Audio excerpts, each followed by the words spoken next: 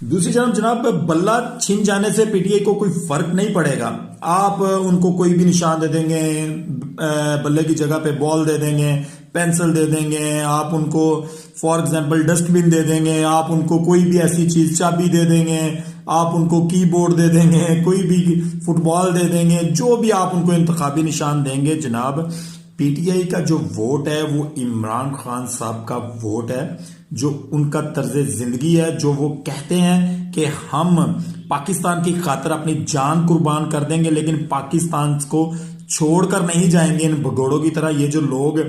जिस वक्त भी इनके ऊपर सख्त वक्त आता है तो ये लोग पाकिस्तान छोड़कर चले जाते हैं। जो वक्त इस वक्त इमरान खान साहब के ऊपर, उनके कारकुनान के ऊपर, उनके रहनुमाओं के ऊपर है, ये वक्त दोबारा फिर पलटेगा, ये याद रखिएगा। आज अगर पीटीआई की बारी है तो कल किसी दूसरी जमात की बारी होगी, भूल में मत रहिएगा।